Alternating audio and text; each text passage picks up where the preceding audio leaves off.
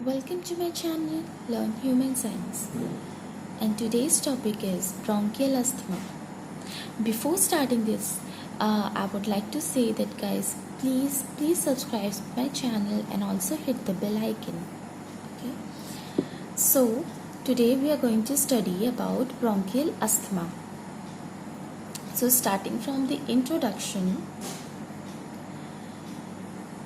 it is a chronic disorder of hyperreactive airway.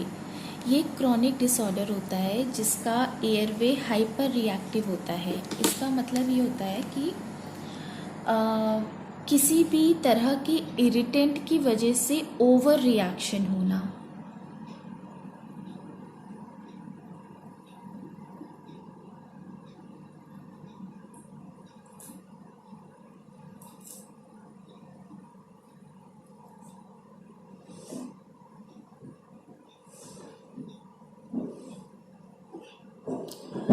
Okay.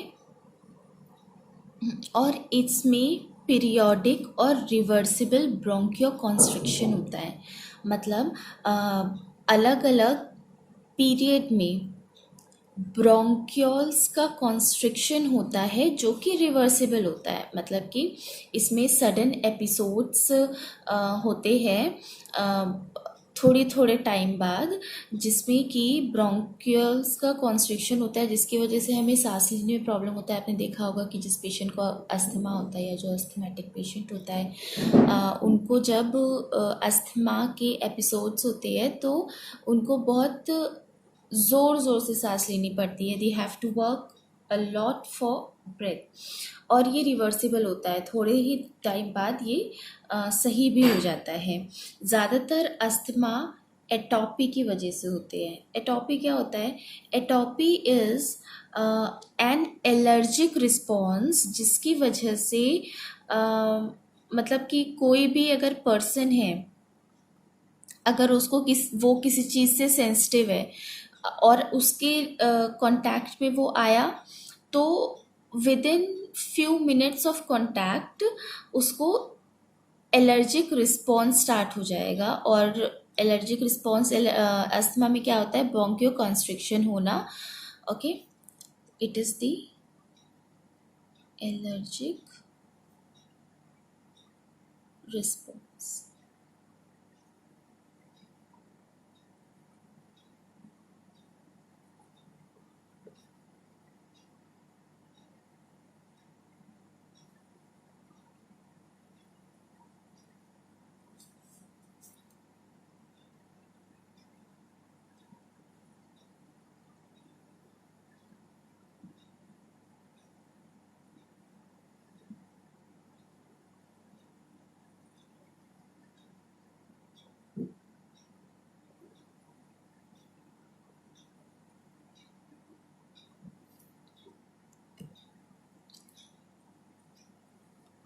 Okay, अब इसके होने का एक और रीज़न है, due to the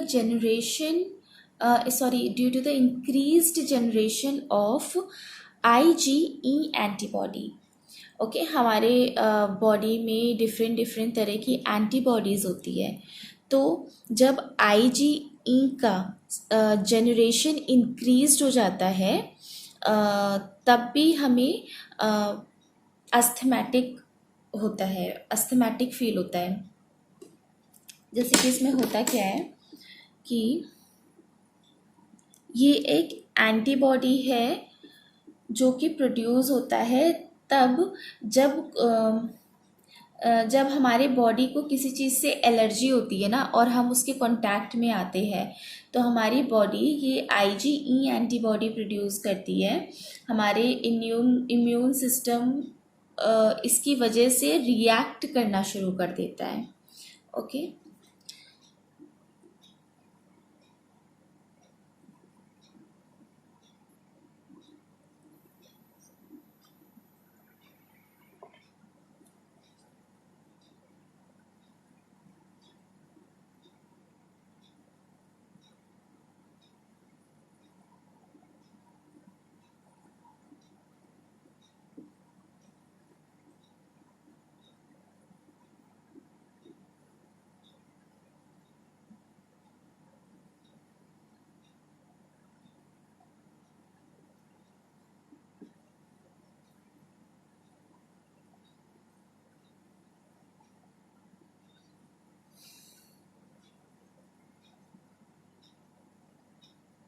okay.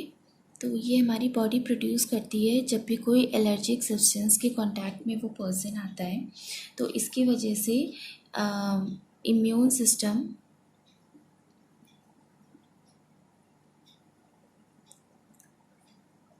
starts overreacting.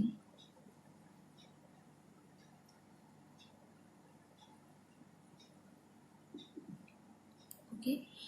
इसमें सडन एपिसोड्स होते हैं ब्रोंकियोस्पाज्म के। ब्रोंकियोस्पाज्म होता है मतलब कि contraction in the muscles of the bronchioles. Dyspnoea इसमें हो जाता है, मतलब डिफ़िकल्टी इन ब्रीथिंग होती है, कफिंग होती है और वीजिंग होती है। वीजिंग मैं पहले भी बता चुकी हूँ, वीजिंग का मतलब होता है जब हम ब्रीथ करते हैं तो उसमें एक विस्लिंग सी साउंड आती है, तो उसको बोलते हैं वीजिंग।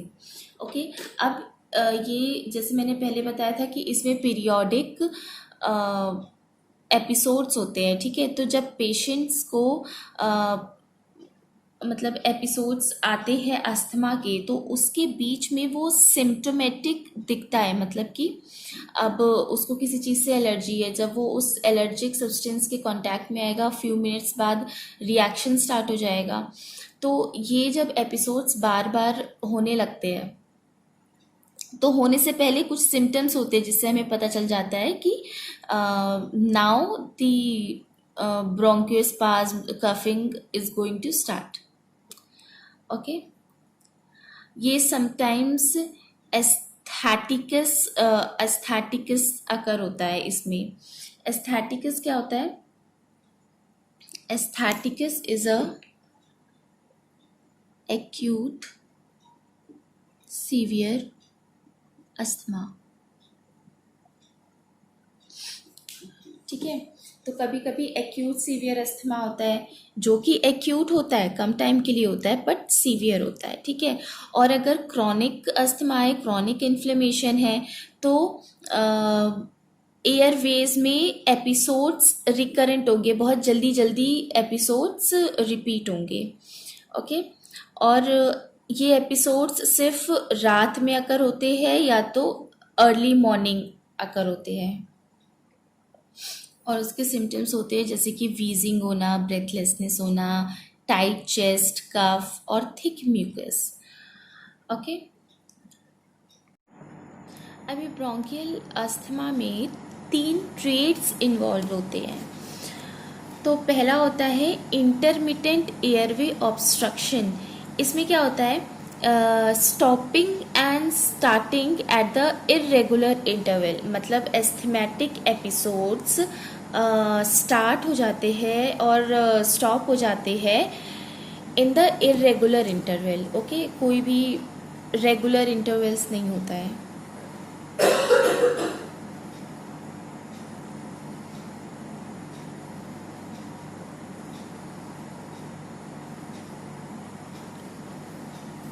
दूसरा होता है रिवर्सिबल एयरवे ऑब्स्ट्रक्शन, मतलब एयरवे का ब्लॉकेज तो हो रहा है पर वो रिवर्सिबल है। ओके। तीसरा होता है chronic bronchial inflammation with eosinophilia. Bronchioles का इन्फ्लेमेशन हो जाता है जो कि क्रॉनिक होता है, लंबे समय तक के लिए होता है, और इसमें स्नोफिल्स भी प्रेजेंट होते हैं, डेवलप कर जाते हैं। ओके। अब इसमें क्या होता है कि ब्रोंकियोल्स की स्मूथ मसल्स की हाइपरट्रॉफी हो जाती है, मतलब उसके स्मूथ मसल्स इनलार्ज्ड हो जाती है एक तो, और उनकी हाइपर एक्टिविटी हो जाती है, बहुत ज़्यादा रिएक्टिव हो जाते हैं वो, ठीक है। So this was all about the introduction. एक बार we can go through the diagram. ये लंग है। नॉर्मल लंग में ऐसे होता है, ये ब्रोंकियोल से, ट्रैकिया से आया, फिर ये ब्रोंकियोल हुआ। तो ये यहाँ पे ये नॉर्मल जिसमें होता है तो वो ऐसे होता है, और एस्थमेटिक ब्रोंकियोल्स में हमें ऐसे दिखाई देता है। और अगर इंटरनल व्यू देखें तो ये हमारी स्किन है, इसमें कार्टिलेज होता है, ये ग्लैंड्स है, स्मूथ मसल्स है, लैमिना है, ये पार्ट, ठीक है। और ये है बेसमेंट मेम्ब्रेन, ये एपिथीलियम है, और यहाँ पर होता है म्यूकस, ठीक है। ये हो गया नॉर्मल लंग में। अब अगर एस्थमेटिक लंग है तो उसमें क्या होगा कि ये यहाँ पे ये कार्टिलेज हुआ और ये ग्लैंड्स हुए। एक तो देखो इसका इनलार्जमेंट हो गया है पूरे ब्रोंकियोल्स का, ओके। अब ये स्मूथ मसल है, यहाँ पे ये मास्ट सेल है, बेसमेंट मेम्ब्रेन है, बेसमेंट मेम्ब्रेन भी इनलार्ज्ड हो गई है, ग्लोबलेट सेल, म्यूकस यहाँ पे भी प्रेजेंट हो जाता है, और स्नोफिल्स यहाँ पे आ जाते हैं, and this is also mucus layer,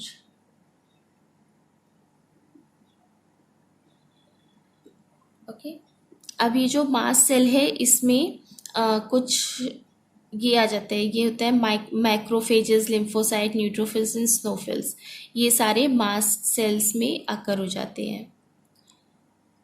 So you can go through it again to the diagram.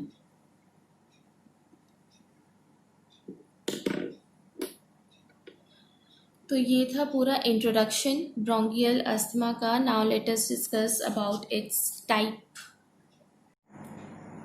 So asthma दो तरह के होते हैं, ठीक है। पहला होता है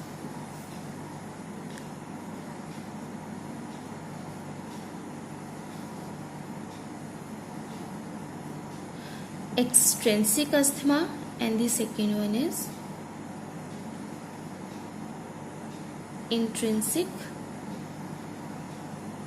asthma, ओके। अब इनमें होता क्या है, तो जो एक्सट्रिंसिक अस्थमा होता है it is initiated by type 1 hyper sensitivity.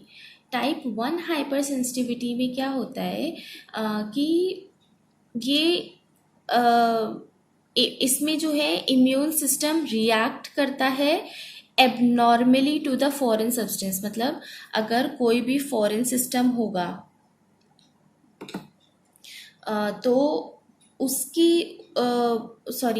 Foreign substance होगा तो उसकी वजह से इम्यून सिस्टम एबनॉर्मली रिएक्ट करने लगेगा, ठीक है। और दूसरा होता है atopic asthma. Atopic asthma paediatric age में अकर होता है। तीसरा है ऑक्यूपेशनल अस्थमा। ऑक्यूपेशनल अस्थमा इसके नाम से पता चल रहा है कि ये ऑक्यूपेशनल वर्क से रिलेटेड है जिसकी वजह से हमें अस्थमा हो जाता है। This will be explained in the other topic, okay. And the other is allergic bronchopulmonary aspergillosis. इसमें क्या होता है कि फंगस फंगस की वजह से हमारा जो इम्यून सिस्टम है या हमारा जो मसल्स है वो रिस्पॉन्स करता है in the hyper sensitivity, okay. And now the intrinsic asthma, it is initiated by the non immune mechanism, ठीक है। ये नॉन इम्यून मैकेनिज्म इसको इनिशिएट करता है, जैसे कि हमने कोई ड्रग्स का इंजेक्शन कर लिया है तब हमें एस्थमेटिक अटैक हो सकते हैं, पल्मिनरी इन्फेक्शन होने की वजह से हो सकते हैं, कोल्ड हो गया, एक्सरसाइज हो गया, and etcetera, okay. Now coming to the triggers of asthma, मतलब ऐसे कौन कौन सी चीज़ें होती है जिसकी वजह से हमें अस्थमेटिक एपिसोड्स ट्रिगर हो सकते हैं, ठीक है। तो इसमें होता है पहला है इन्फ्लेमेटरी फैक्टर्स, जैसे कि रेस्पिरेटरी इन्फेक्शन हो गया जिसकी वजह से उसमें इन्फ्लेमेशन हो गया तब हमें अस्थमेटिक फील हो सकता है, और किसी टाइप के एलर्जीज की वजह से या वर्क की वजह से जैसे मैंने यहाँ पे ऊपर बताया ऑक्यूपेशनल अस्थमा हो सकता है, ओके। एंड किसी तरह की इरिटेंट्स की वजह से हो सकता है, जैसे कि एक्सरसाइज हो गया, कोल्ड एयर हो गया, या स्ट्रॉन्ग ऑर्डर हो गया। और भी चीज़ें होती है इनकी trigger points, and those are medication, किसी तरह की हमने मेडिकेशन ली है and if they are not suiting us then it can cause asthma. Tobacco की वजह से हो सकता है, and the food activity and gastric reflux. So these are the triggers जिसकी वजह से हमें अस्थमा हो सकता है. ठीक है, so this is was all about the asthma, bronchial asthma. And if you have liked this video, then please hit the like button and share it uh, to your friends. And agar if there's any problem and any doubt, please write it on the comment section. And thank you for watching this video.